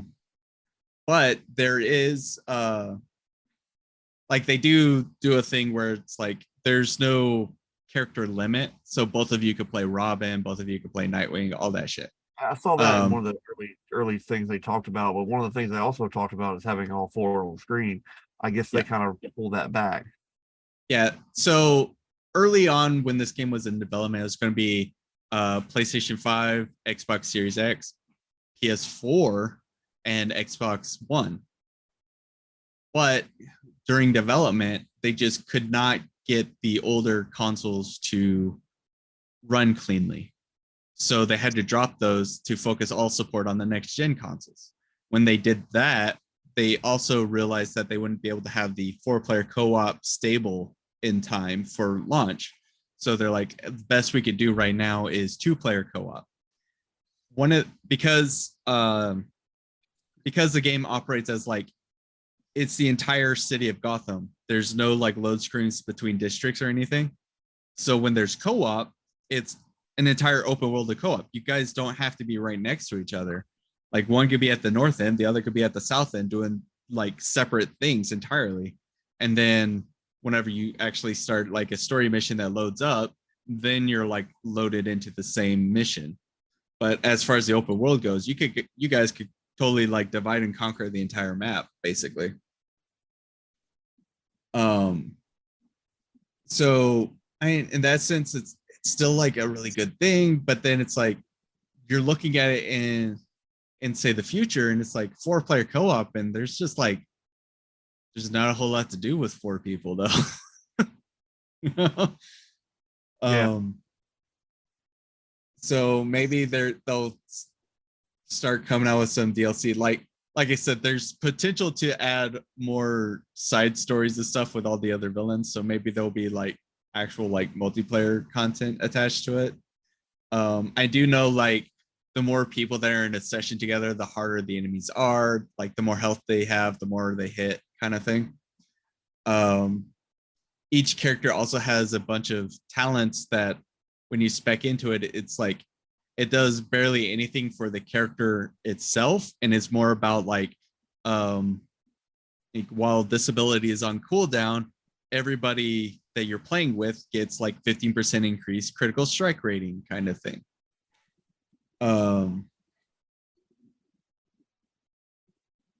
So yeah, and that's it. There's also the at any time you die, it's not like a game over screen like will load up the last checkpoint kind of thing. It actually has a timer because it's like when you're in co-op, it's a little bit of a timer for like your teammate to run over and like bring you back up kind of thing. But when you're playing solo, you still have that timer. So you're just sitting there and then you die. And then it just like, it loads you up like 10 feet away, completely erases that crime that you're trying to do and you failed at. It gets rid of it. It's like, okay, but I really wanted to do that. And then it takes away a bunch of your resources. What? Like, yeah. So you have all these resources to craft all these stuff. So at max level, I have like 20 different resources. Each one of them have like thousands in them and stuff. I die. I see a long bar of like each icon of my resources, and it's like minus 20 of each of them. It's like negligible to me based on how much I have total, but it's still like, why are you taking so much resource just to revive me? Yeah, did they mug you while you were dead? I guess that's the reasoning behind it, but I don't know. It feels That's like very there should be more to it. Like, say, while you're down with the timer, have like a revive button, and that revive has a cost of taking all those resources. But the thing is, you'll be able to finish that crime that or whatever you're at that got you killed, you know. Or you could just let the timer go out and then you reset 10 feet away and the crime's gone, but you don't lose anything, you know. That would have been a yeah. better fix. Not sure what they were I've, thinking there. so Is there any microtransactions in the game? as far as I can tell, none yet. But this is like the first week of the game being out, and what we have learned from previous live service games is companies have started doing the thing where during the first week or two that the game is out, there's no microtransactions, and then all of a sudden a storefront pops open, and Assassin's Creed Valhalla did this pretty like blazingly, where like the review copy for the game and for the first week it was out, like you got a pretty decent amount of XP. You were leveling pretty regularly. You know, the game was it was massive, but it was fun. Like there was no grindy elements to it and stuff. And it's like, okay, well now that all the review scores are out, we're getting like 80s out of 100 and shit. Okay, here's a storefront, buy our XP boosters. Now everybody's XP is like a tenth of what it was last week. Wow. Like fuck you. So I don't. Awesome. Yeah. So WB Montreal might come out with something next week or something, you know, like revive tokens or some shit. But as of now, there's nothing. Yeah, and let's see. As I will say this, everyone is throwing a fit about the 30 frames per second thing. I'd never cared about frames per second, you know. Fucking every game since I was born has operated under 60 frames per second. I don't know why everybody's like, oh, this game's not doing 60 frames. It's a garbage game. It's like hardly any game runs at 60 frames. What the hell are you fucking talking about? Especially if you're a console gamer, like especially the console gamers, like, you know, there's nothing about, oh, this is the next gen console, should have every game should be 60 frames. It's like, no, every game should be exactly what they give you, because they go for graphics first instead of performance. And so like graphically everything looks phenomenal. Performance wise, it's still within the range that you've been playing at for the last 15-20 years. A lot of those games now give you the choice between performance and graphics. Right. I guess this one does the choice. Yeah. Gotham Knights, again, going back to like their development struggles and stuff, they could not get this game to run smoothly on 60 frames. So they're not going to do it. They're not going to work on it. It's not coming. It's 30 frames. That's it. If you have a problem with 30 frames, don't play this game. End of story. But again, I've never felt the whole like any fast-paced game and stuff, even like it's when it's 30 frames, like I've never felt that it's a hindrance, you know. I play the Spider-Man games on what's it? There's performance, and then there's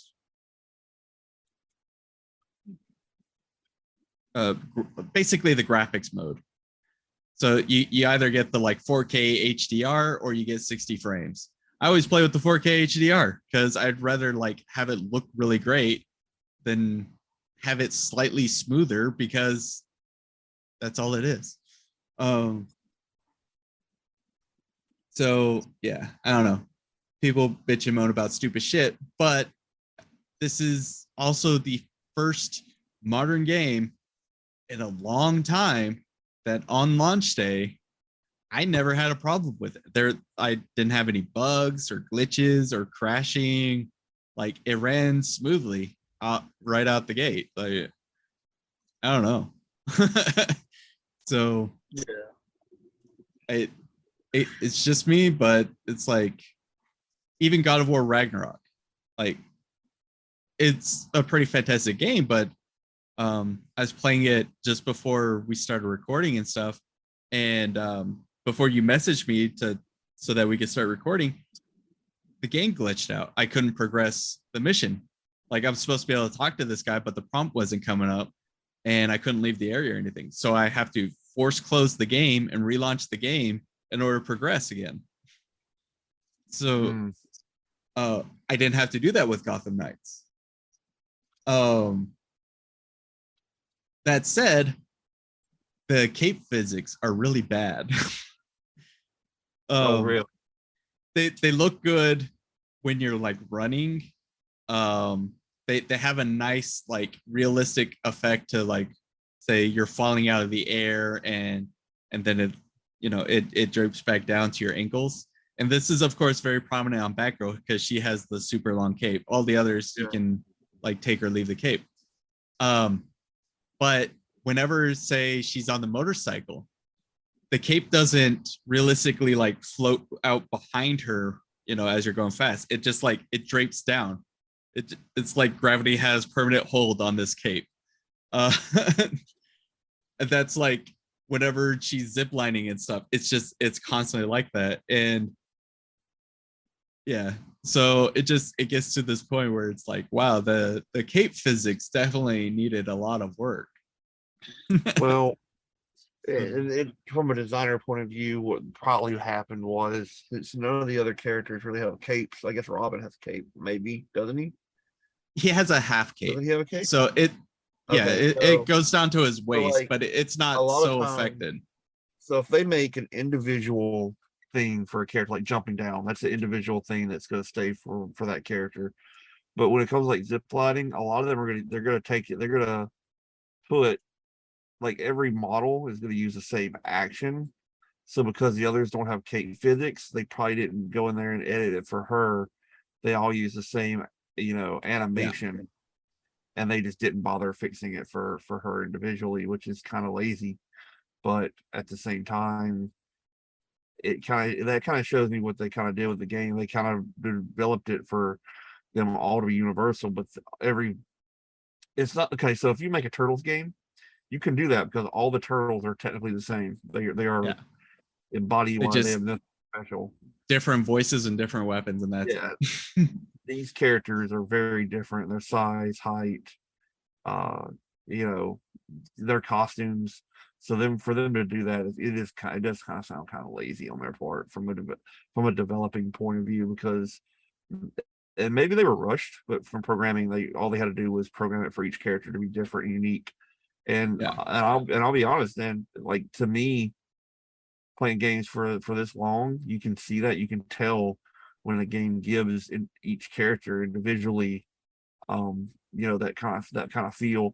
Arkham Knight put out a DLC with Batgirl, just her. And everything about her was different. They did everything new from the ground up. Everything in that DLC was, made her feel like a real character, and almost made you wish you could take it outside of it, but it was just for that one mission.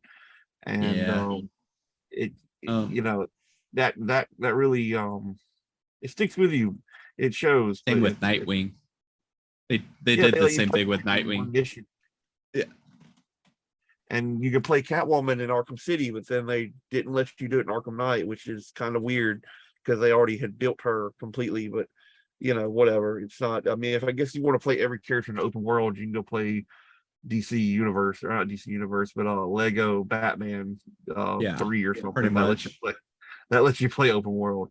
But fucking Lego Batman 2, where you can play as Superman. It's awesome. That's just the difference between the Arkham game and what Gotham sounds like, is that Arkham really put time in each character to make them feel like a different. Even when you only played them for one mission, in the very first one, you played as Joker.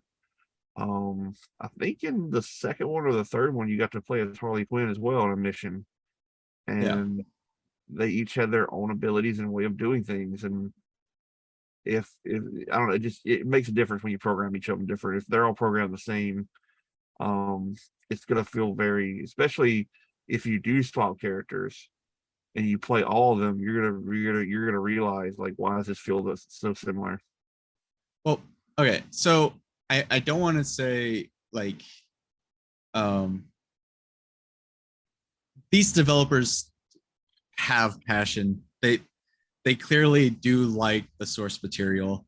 There's a lot of details in the costume. There's a lot of details in the open world. There's story bits and stuff. They did spend time. It's just the difference between where WB Montreal spent their time and where Rocksteady spends their time. Um, so it's just like different goals between the two.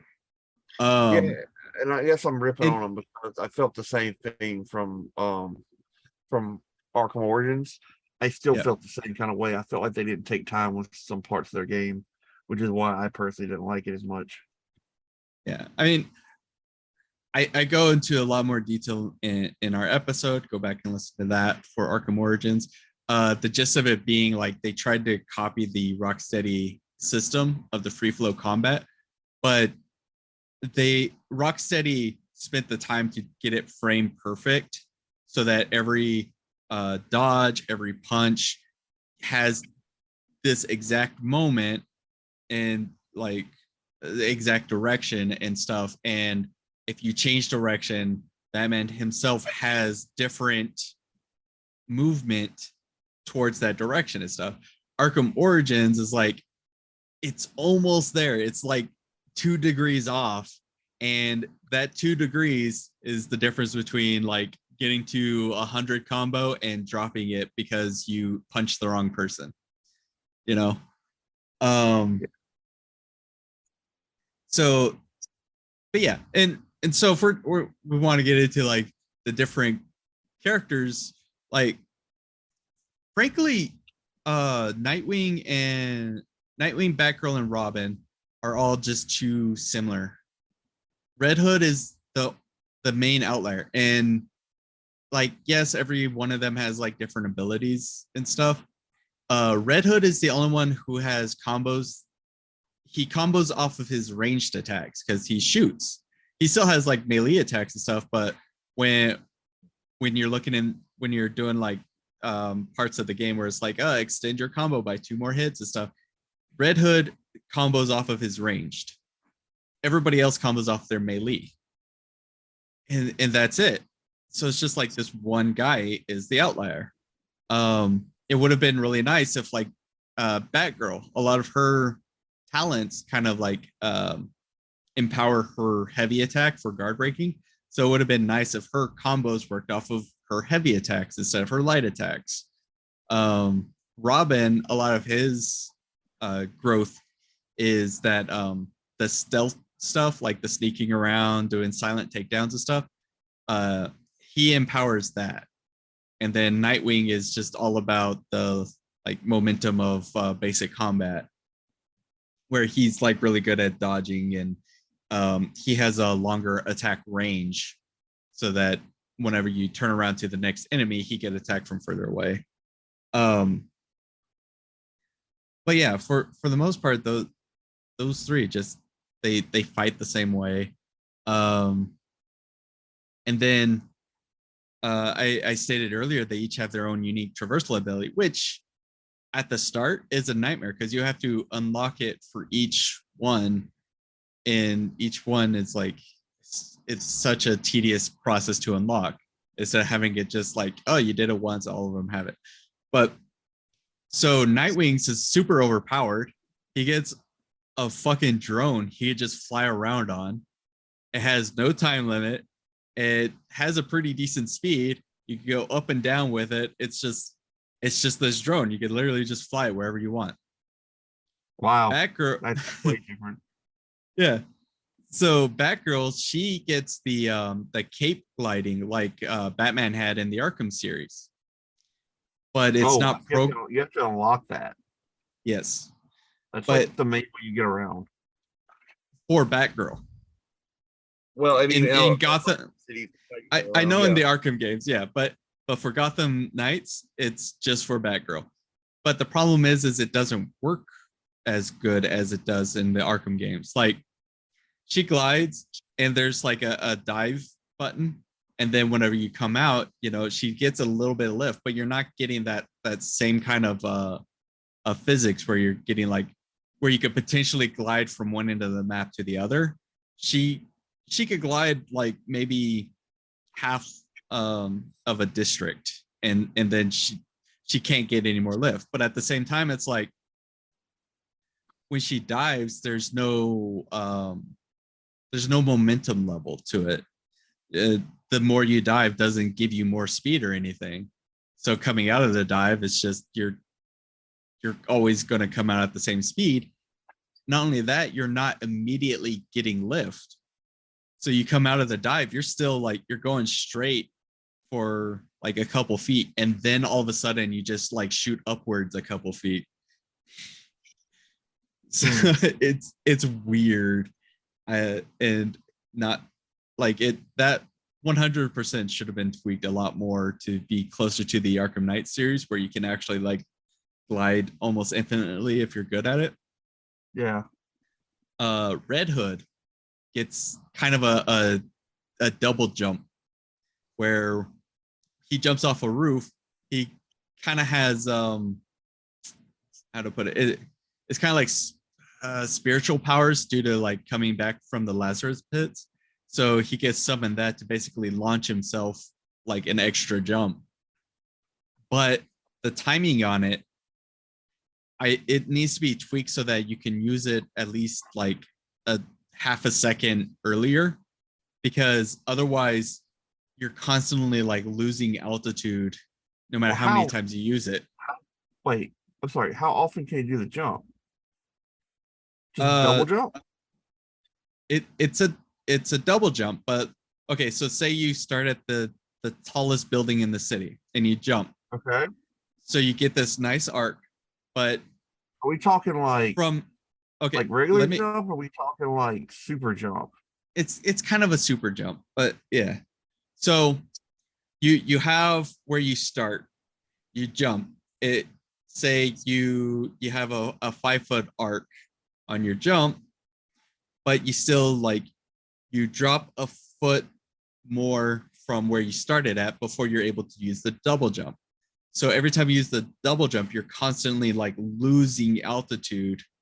You can use the double jump as much as you want until you land on the ground, but you're always losing altitude on it. And it's one of the weakest traversal across all four of them because there's no gain to it. It's literally just like, okay, well, I guess I could get to the next rooftop, but I can't like use this to like have fun traversing the city or anything. That's really odd. That sounds like they're like making him kind of jump like the Hulk, and that makes no sense for him. Yeah. And then Robin, his unlock is he could use the Justice League satellites to teleport himself wherever.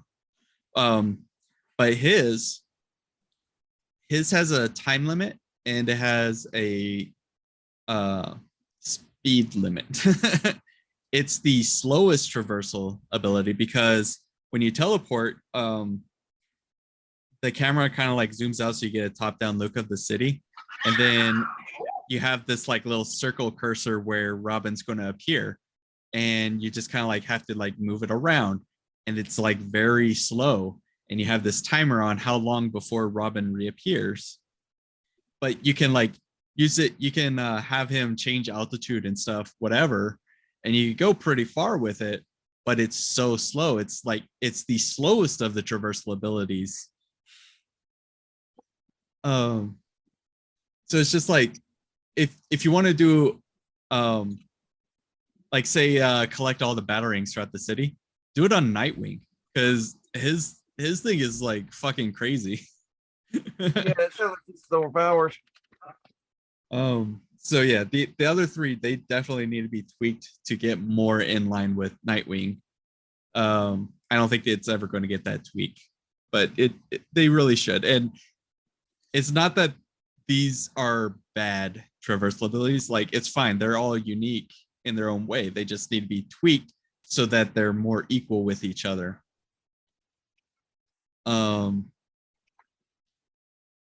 Yeah.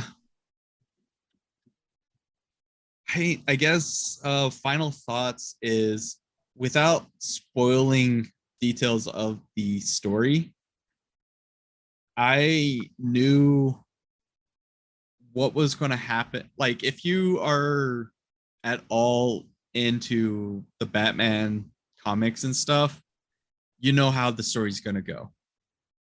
Well, I kind of got a feeling that Yeah. somehow it's just this is. The, I haven't seen anything on it personally. I just have a feeling somehow that, like, sorry, but superheroes in comics don't really ever die.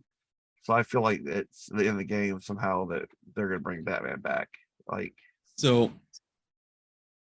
the I just story goes how you think it's going to go, and then as soon as it goes that way, they change it and completely like I didn't like it. okay. It's Well, one of those yeah, it's one of those things where it's like it's kind of it's a staple for superhero stuff. So it's like on one hand you get the whole like, oh well, you know, the superheroes never stay dead anyway kind of thing. But when you're expecting that, you kind of want what you're expecting, even if it's like even if it's lame. And then to like not only get that, but then to also like have it completely like changed after that is just like this isn't the change that we need. yeah, This is not the situation where you should be changing how those story arcs happen. Just give us the status quo. um so yeah, I didn't like the ending. Yeah, well, and I look it forward to playing it whenever the gold version comes out. yeah, pretty much. And yeah, it runs well. It's a very good looking game. I spend a lot of time on like very minor details and stuff, but all in all, it's like it's a Gotham City. You know, it takes place um, on different nights, and so there's like a dynamic weather system. So you have a heavily rainy day, you have a heavy foggy day, and stuff. Like I love that, and like the fog system that they use on this like is really good with the dynamic lighting and stuff. And so people are like sitting there comparing this game with Arkham Knight. I was like, oh, it doesn't look as good as stuff. And it's like this game does a lot more with the environment. Arkham Knight, it was raining for 20 hours and it takes place within a single night. How does a 20-hour story take place within 8 hours, including blackout periods for Batman? This Yeah. game, yeah, it does a lot more with it. So all in all, I'd say give it a shot, but I wouldn't say give it a shot for $70. This falls more into that range of how I feel about Marvel's Avengers, where I feel like it's nice to jump on, like run around as the character, like do some crimes and stuff, like get some gear, but not devote too much time to it. um, so but that's just my opinion. Well, I think that's another one in the books. Yeah, yeah. I'll stop talking now. It does kind of feel good to start talking again after a month hiatus, but yeah. Um, thank you all for listening. Thank you, Adam, for joining me once again. Um, you can find us on Spotify, iTunes, Google Play Store, wherever podcasts are available for you. If you'd like to donate to us, I do have a Patreon set up where you can get the unedited version of our podcast. I'm going to change it up where it's like, previously there were just these long tangents that I cut out and stuff, and then that would be the extended part. I think I'm going to change it to where you only get the news section in the extended, and the Spotify version is just the games. Like I still like doing the news segment, but like, yeah. Or maybe I'll even like do like extra news episodes to kind of like capture more news stuff. I don't know if you want to join me on that stuff, but Sure. because there's a lot that goes on in a week, and it's like probably fill almost an hour of just random news for games. But that would be a strictly Patreon thing. So join our Patreon if you'd like to listen to more of that. Check out the movie reviews I do with my sister on the Video Booze episodes. We're still doing video game stuff. Again, I like October, we not only stopped this podcast, I also stopped the Video Booze stuff. So we'll be starting that back up again here shortly.